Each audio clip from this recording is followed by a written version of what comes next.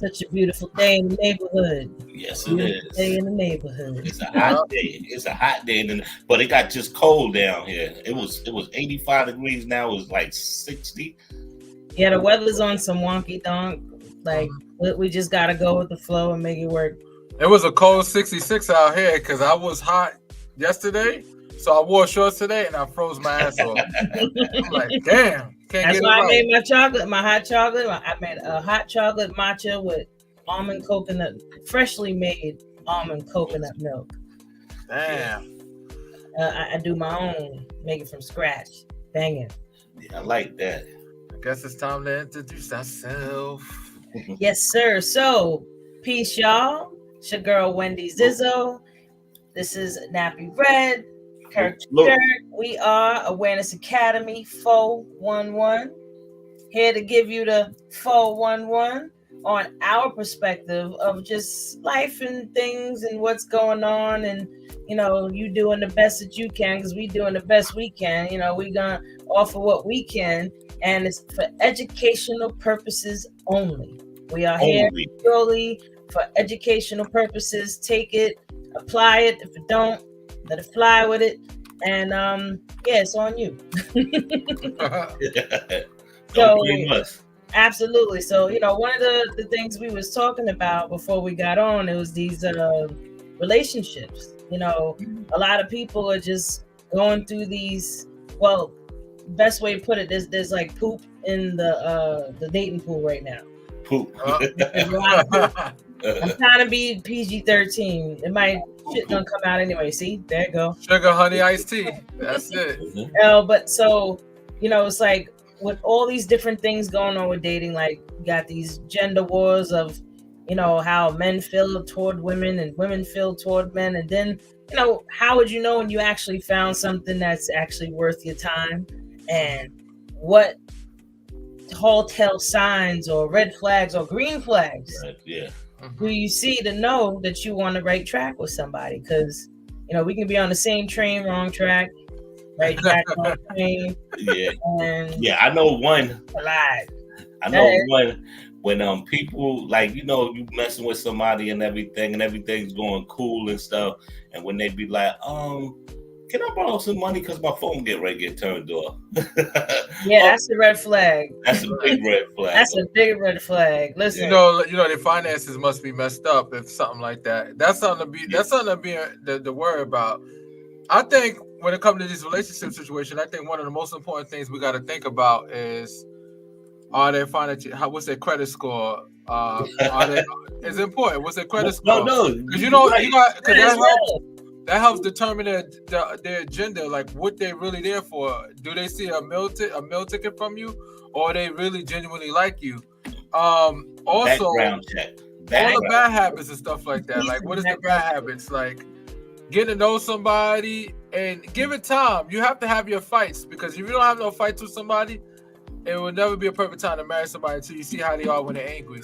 Because once they're angry, that's when you know if you, all right, I could deal with this, or I can't.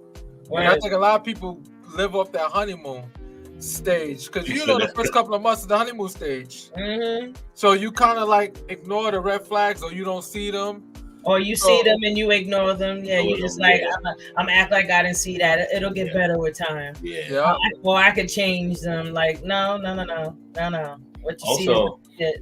Also, if you got kids, that's another thing. How you can tell if they don't treat your kids right, or what I'm saying, or they, what I'm saying, it's different stuff when they treat your kids and everything different, or whatever. That's another red flag. No, absolutely. No, but back to what you were saying about the credit score, and it's not necessarily about how much money you got in the bank thing. Is how responsible are you? Yes. You know what I mean? Because when somebody has a higher credit score, more than likely they're responsible with their money, with their finances, with life, with their life. You know what I mean? So it's like, it's not like, oh, we trying to judge you because you have to have X amount of dollars. Like you could still be making 30,000-40,000 a year with a good credit score. It happens. A 750, 800 credit score. Yeah. You know what I mean? So it really has not much to do with how much your net worth is necessarily. but it's how you navigate through life. Because if my credit score higher than yours, then you're gonna be looking at me one day like, so I want to get this car, and they tell me I co-sign them. Like, well, I guess you ain't gonna have a car because you ain't get my name. You know what I mean? Like, let me hold something. Yeah, that's what I'm saying. The biggest thing. Reckless. They reckless. Yeah, let me hold something. And I think, fellas, what's a red flag if you're in a dating pool with somebody, you dated somebody and you just met them and they're already trying to get you to pay their bills? And especially, even, not saying they don't got it, because sometimes you got women that's users. They make a lot of money their damn self, but they just want all your money. That doesn't happen often, but it does. And in those cases, if they're looking for you to pay their bills right up front, then that's a red flag right there, because you didn't get to know them, they didn't get to know you. Y'all didn't do the 1, 2, 3 hokey pokey or whatever you want to call it. Yeah. Or the SCX. Y'all didn't do that yet, and you already asking me to pay a bill. Pay a bill. You know what I'm saying? We haven't even been intimate yet, so I feel like, see, this is part of the touchy subject with these gender war things. You know what I mean? Yeah. Like women are expecting off the rip for a guy to be paying. Like, so I understand it in a few different perspectives. Me as a woman, one is, are you willing to put up for me? You know what I mean? On one perspective, you know what I mean? Like, some guys, they have money, but they're cheap, and then you have guys that have money and they're generous. And the ones that are cheap, like, you might as well not even waste your time, because he's cheap with not just his money. He's going to be like that with his love, with his energy. You know what I mean? With his communication. I don't think with the love. I don't think with the love, but I think with the money, if he's cheap with the money, he might just be stingy with his money and everything. But I don't think with the love and everything, that's free. It could trickle down in that though. I feel like it'll trickle down. If a man care about you and he really care, he genuinely care about you, he gonna be free-hearted. Whatever you want, babe. What you need? I'll go get it right now.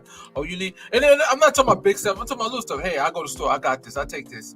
Oh, what you doing? You've been having a bad week. You know what? I'm gonna go get you some groceries. Come on, let's go food shopping. It's the little stuff, and you're not gonna. I'm not saying to go out there and furnish your house with bad food. No, out there, you know what I'm saying? But you go there. You know how sexy that is if you take a girl food shopping? I see somebody post up like, would you rather have a $300 dinner or a $300 in groceries? I said groceries. $300 in groceries. I'll cook for him. Yo, that would actually, not for nothing, if a guy's, because guys feel like they have to take a girl out to eat and stuff. Like, you really don't. Like, take her food shopping and y'all should just walk around.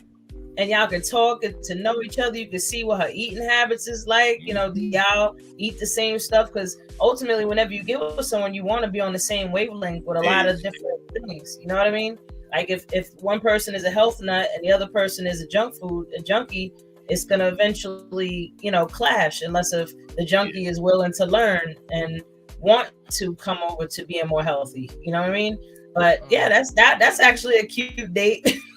I think that's. What about if a guy eat fast? Like, this is great. Would that be a deal breaker? Would women really have a problem with that? Or vice I've actually experienced that before. It's weird. You're like, think about it. What's it I went out to eat at a dinner table? And he just like this. Oh, this is good. This is good. Oh my God. Okay, so tell me this. Those are quirks. Everybody got their quirks. Yeah. Okay, so tell me this. Is this a deal breaker? If y'all eating and the person grabs something off your plate?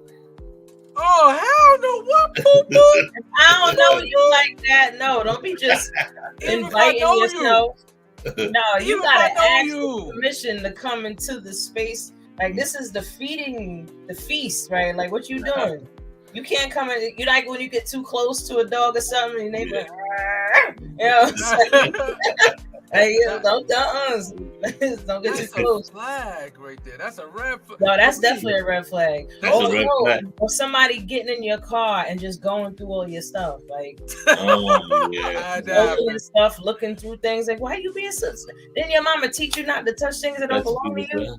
Or they in your house moving stuff around, or those are red flags later on. Hopefully, you ain't doing this in the first 2 days. You don't know if they trying Some to of get them your will. identity or Some of them something. will do that. You never know. They probably trying to get your identity. You never know what it is for. Okay, They're just trying to find figure your life out. They could be trying to mess up your credit. All that word, yo. But no, with the whole requirement of money thing, and for a woman and men and you have to look at it from this standpoint. A lot of women are independent, right? Yes. And a lot of us are independent not because we want to be, we have to be. Yeah. I mean, like, we have no choice. We have to take care of ourselves because this is just the way life is. Just like some men are on their own, they got to take care of themselves. Women, we're on our own, we got to take care of ourselves as well. Sure. You know, and a lot of us, and I could speak for one of them, I wouldn't mind being not necessarily a kept woman. I mean, kept wouldn't be bad, but I like making my own money. I want to be a kept woman or doing my own thing. You stupid. You know what I mean? So I know I would always want to, be making my own. But if I could truly just rest and not, know that, okay, if I really don't want to work, I don't have to, and I could just focus on my home and focus on making my man happy and stuff like that. Like, a lot of women want that traditional role in a sense. But if the man can't provide that, then there's no use. Yeah, so then she just has to do it on her own. So a lot of these guys, they get mad at an independent woman. Oh, she's too independent. Like, you have to. That's like you trying to get a wild animal to submit. Not calling women wild animals. Like, when you independent, you out there. You trying to take a wild horse. You know what I mean? You trying to bring us in and break us in. It's like, hold up, boo. Like, you got to be a strong enough partner for all that. You know what I mean? True. Okay, so tell me this: is this a red flag? I'm gonna talk all the hood stuff. Oh, go. Okay. Okay, if y'all out to dinner, uh-huh. She or he got kids and everything. Y'all eating, y'all having a good time, and everything's going good. And she said, "Can you order something for my kid?" Nah. So they can have because not the first date. Huh? Not no first date. Second or third date? Third date. We gotta give it some. I give it third date because it's like the first date. I'm really getting to feel you out. Uh-huh. And I'm checking you out, getting to know you. That by the second date, if you want to see this person again, and if you like for sure you want to see them again, then you have to recognize they come with a whole package. What about if you take a woman out on a date to a decent restaurant, nothing expensive? She order a meal, and then on the way out the door, she order another meal to go home with. Nah, man. Nah. That's greedy. You know what? She can order another meal. She gonna pay for it herself. Yeah, exactly. Let me tell you something. I'm sad to say this is years ago. This happened to me, and I said, "What?" I said, "What are you doing?" She wanted some pasta meal, some Italian ravioli type crap. That was the most expensive. We went to a sleazy diner, and that was the most expensive thing on it. It was like $50 almost. So I'm like, all right. No. I'm like, all right. No. She can order. She like what she like. You like Italian? All right. And we in a cheap restaurant. You still manage to spend that kind of money here? All right. I'm still okay with it because I don't know your taste in food. Now, afterwards, she was trying to order some shrimp meal that was like $20-something. And I said, damn, you're a little lady. You gonna eat all that? And she's like, nah, I'm eat this for later. So I'm like, oh hell nah. Yeah. I said, wait a second here. I said, well, if you wanted food for later, then you shouldn't have ate everything you had and took the rest of it home. But I asked her, I said, is it for you? Because she has a son. So I said, is it for your son? She's like, oh no, my son is with his father. She said, this is just something for like a late night later on and stuff if I want to get something to eat. That was something for her side, man. And I'm like, I was about to say that. She was like, yeah, I'm not. But you know what I told her? And I said, listen, I don't do stuff like this. I said, listen, you can pay for that yourself. I said, I'll pay for the meal you just ate, but I'm not doing that.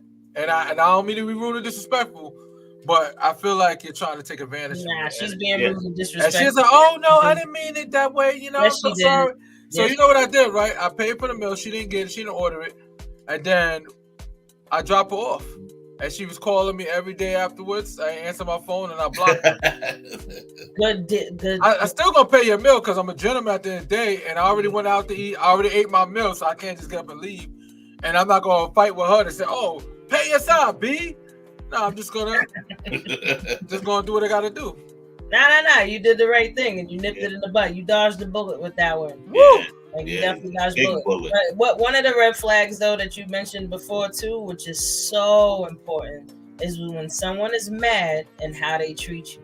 And I'll even go as far as another thing I learned over time, and it took me a minute to really understand. Like, you have to stand on business with this. If you are just say you in the dating stage with someone and you tell them the things that you do and don't like. Let's say you tell them, I don't like being ignored. And if we ever have some type of disagreement, that you let me know that you need time. Don't just disappear. Like, at least text me and say like, yo, I just need a moment. I'll get back to you later. I'll get back to you tomorrow. Like, whatever. You know what I mean? Just give me that respect. And you tell them, they're like, yeah. Oh, I totally agree with that. And now y'all still rocking, a couple weeks in, maybe a month or two in, and y'all get into some little disagreement. Mm-hmm. And now the next day, mofo don't want to say nothing.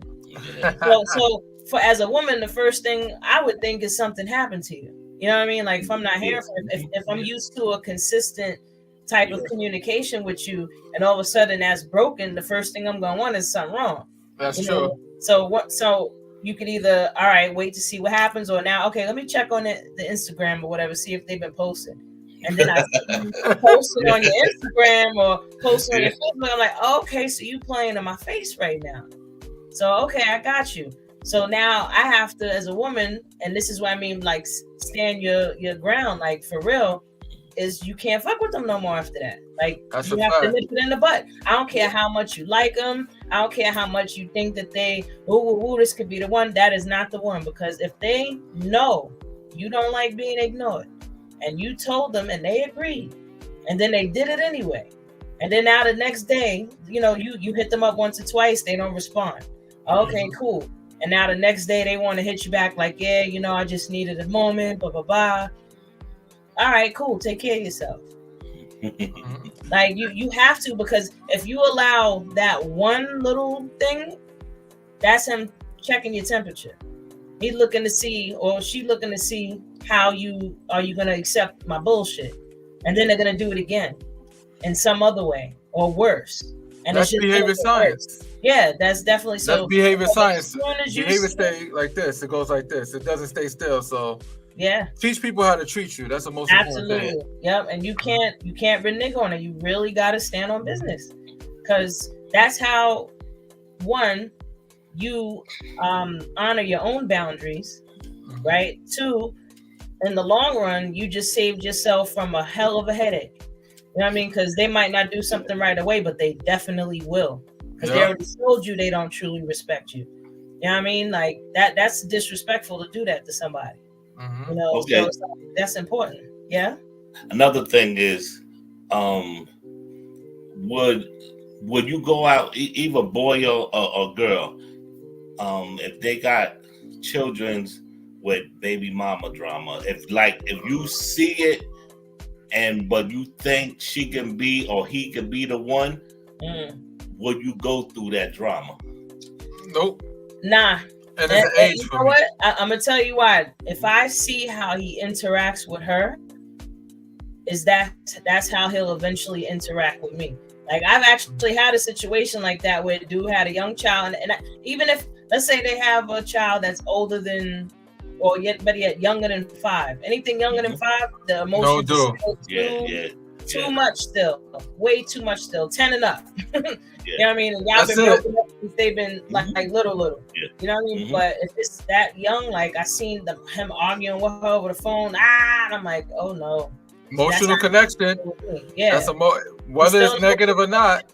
Absolutely. But that's how you'll get with me one day. You know what I mean? So I'm like, get that in the budget. And remember, all baby moms are not crazy. Sometimes the man drove them there. Yeah. The man was the vehicle to drive them crazy. So now, when see them from the opposite end, you already see the negative side about them, because of the fact that she's always on 10 because he put her on 10. Absolutely. So it's not always not every baby mother crazy. Like, first of all, people don't just jump out the window, just be crazy. No, sometimes they have situations that happen and never got fixed. It's unresolved so now shit. That's who they are now. Yeah. A lot of unresolved shit that they got. And a lot of people, what they tend to do in relationships, and this is definitely a red flag, is that when there's a problem, they don't want to talk about it. So you'll sacrifice, not having an uncomfortable situation now to now having a long-term uncomfortability later. You know what I mean? Like, a lot of people don't want to communicate. They're like, oh, if I talk about this, it's gonna get, it's gonna go left. Like, one, if you feel like it's gonna go left, then you truly need to go sit with yourself and tend to whatever's coming up, whatever this situation is triggering in you, and why. Because you can't put it on them for how you feel in that moment. Like, if you're being triggered, especially when it's intense, that's coming from you. They're just triggering something that's in there that probably more than likely has nothing to do with the situation. You know what I mean? Like, they can trigger something that happened to you when you was a child, and you're just feeling these emotions, but you're associating it with this particular situation, and this is what it is. But nah, they're triggering something. They're probably in that moment making you feel inadequate or abandoned or insecure, and rather than sitting with that emotion and talking to it like you would a child, like, you want to figure out what that is before you go and bring that to your partner, because that's just going to cause more problems. Mm-hmm. You know what I mean? It really is. It causes more problems. Like, oh, you made me mad, or you made me this. Like, you gotta be, and you know what it is too? Get with somebody that's not trying to be with you because they trying to be happy. Get with somebody that's already happy, and all you're doing is adding to the beauty of their life. You know why? Because you're supposed to be in pursuit of your own happiness.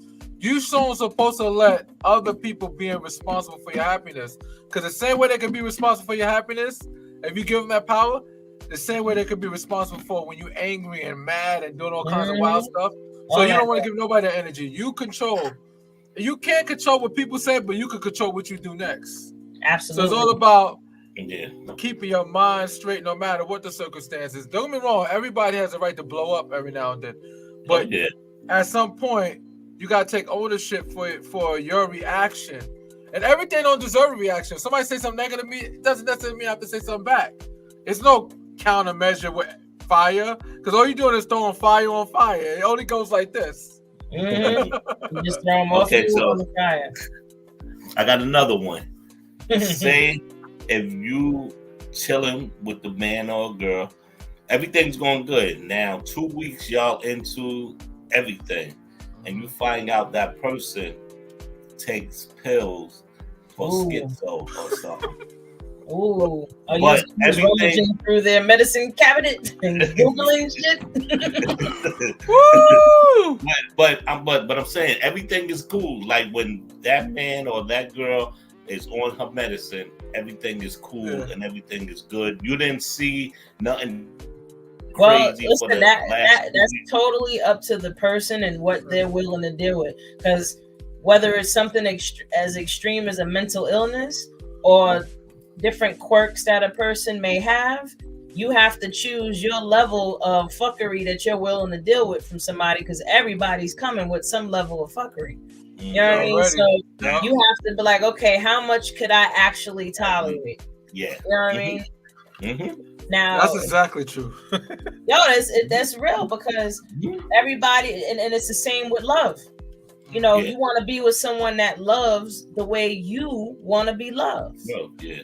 You can't find somebody and be like, oh, well, I could get them to love me the way I want to be loved. Like, no, they have to want to do that and do it. Love language is important. Absolutely. Love language is very important. You know what I mean? Like, if you're with someone and they're the affectionate type, that's their love language. And then another person, their love language is giving gifts. Y'all have to find a way to appease each other's love languages. You know what I mean? It's I'm not going to say I don't believe in compromise, because I really prefer a win-win type of situation, because win-wins are possible, but there's little compromises here and there, but you shouldn't have to be compromising with someone that you really fit well with. You know what I mean? But it's about how you look at it, though. I guess sometimes it's okay. If something bothers, sometimes it's good to take a different approach and just say, okay, let me reevaluate. Maybe I could change the way I look at certain circumstances. I think that's what it is sometimes. That's self-awareness right there. Yeah. And Exactly. that's emotional awareness. Like, Mhm. you know, when you recognize that in that moment you feel a way, and now you're actually analyzing it, you sitting with it like, okay, what can I do with this? You know, where is this coming from? Why do I feel this way? Yeah. What could I do to make myself feel better? You know what I mean? Like that's also self-love. So Yeah. That's, you know, like that's what 100. people say all the time, like, oh, people always tell me that I have to love myself, but nobody tells me how. Okay, let me give you a couple. One, doing that. Whenever something comes up and you just sitting with it and giving it that attention, giving yourself that real intimate attention, that's self-love. Because at that moment, the reason why a part of you is mad or upset is because you want a certain outcome. Yeah. There's a part of you that needs a certain type of attention, and until it gets it, it's going to feel distressed. So if you actually sit there with yourself, with that part of you that feels that way, and give yourself that attention, that is now loving on yourself. You know what I mean? Another way of self-love is eating better. You know, taking care of your physical body more. You know, mindset training your thought patterns so that you're thinking more of things that make you feel good versus things that make you feel bad or uncomfortable. That's another form of self-love. Yeah, that is true. Another form of self-love would be self-care, of course. You know, that's what most people do is, you know, that's the surface that a lot of people sit on, is like, oh, you know, I get my nails done, I get my hair done. That's not enough. You know, journaling is a form of self-love because you're sitting with yourself, your thoughts, your mind, you know, and these are just some examples, you know, but I find that what I learn how to do is integration. Integration is similar to what I was saying, how you sit and talk with that part of you that feels away, but woo, that's a deep one. And when I tell you it works though, OMG. And one of the most important things for every relationship, I like to do reflective conversation. People are like, what is reflective conversation? It's when you say something, and before I respond, I repeat exactly what you said verbatim. Once I repeat everything you say, then I start to say what I say next about my opinion on it. But it gives you the opportunity to say, wait a second, that didn't sound right. No, I meant this. So give them the opportunity to change their words, because reflective conversation works that way. Because if I say something, you're going to repeat what I said, and then you're going to talk. And then if you say something, I'm going to repeat what you said, and then I'm going to talk. So it gives the opportunity for you to say, wait a second, that didn't sound right. Because when you say it out your own mouth, sometimes you don't really hear what you're saying. So when somebody else repeat what you say, you be like, whoa, that sound wow. That's a form of therapy. That's what some therapists do. It's like they parrot back to you what you said so you can hear it for yourself. And it's like, oh, wait. You know what I mean? Like, that sounds stupid. Projecting that we're not hearing ourselves back. And when you hear yourself back, you're like, wait, that don't make no sense. So we're about to wrap it up soon, I guess. I guess we got like 3 minutes left. Oh, so, yeah, I know it sucks, right? Because it's like it just gets so good. Damn, yo, this is not fair. I'm about to call the cops. Okay, I'm gonna do a last one. Okay. What about a whining man or lady that whines all the time? Whines all the time. Keith Sweat does. I need a hollow man. I don't know. But you know how he get down. Again, that boils down to, what are you willing to deal with? What do you want to deal with someone that's whining? No, then don't fuck with them. Because then now if you fuck with them and they whining, you cannot complain. Yeah. Because you knew what it was when you signed up for it. And that really applies to anything. If you know somebody's an alcoholic and now you get with them and you trying to get them to stop drinking, if they don't want to listen and they keep drinking, you know what you signed up for. If somebody is, you know, whatever, an addict, if they gamble too damn much or whatever it is, whatever peeves they have, they watch too much porn, they play too many video games, like whatever it is, like. But a lot of people say this. But I can change her. I can change him. That's a red flag in yourself. Yes, you're the red flag with that there one. You go. You are the red flag in that. Yes. And real quick, now since we spoke some red flags, let's give a couple green flags. Someone that's consistent. someone that they consistently are them all the time. Yeah. Someone that shows you that they actually care about you and how you feel, where they're considerate to how you know, to what you're thinking, or they're interested in how you think and what you're interested in. You know what I mean? That's a green flag. What do y'all have for some green flags? Well, basically, I look at the green flag as, let me see, I got one good one. See, I have a brain fart right now when we short on time. Forget it.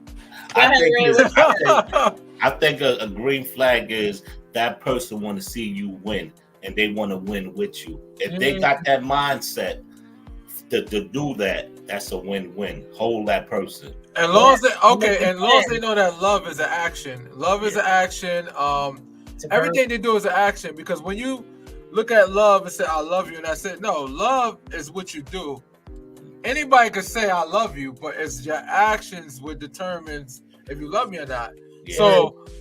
So you can't say you love me and just say that's it, I'm done. No, love is something that you have to do on a consistent basis, constantly show it.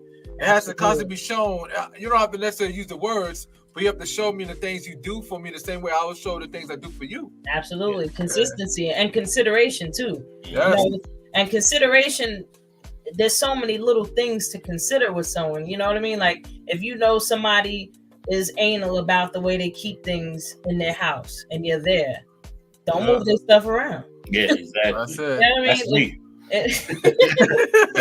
You know that someone has a certain favorite color, you know, surprise them with something that color, you know, or if you know they like certain things, like try to incorporate that into just different interactions you have with them. Like, just being, you basically want to study that person. You know what I mean? Like, you want to really get to know, like, okay, I like this piece of art. Let me see what I can do with it.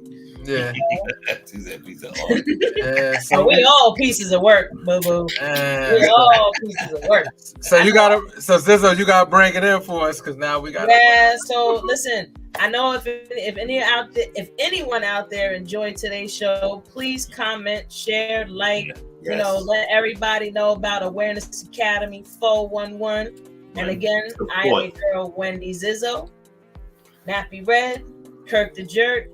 We just here to spread some good love, good conversation, and giving you the 411 and things you should be aware of in this lifetime to make it better. So peace, everyone. Y'all have a good one. Until we see you again.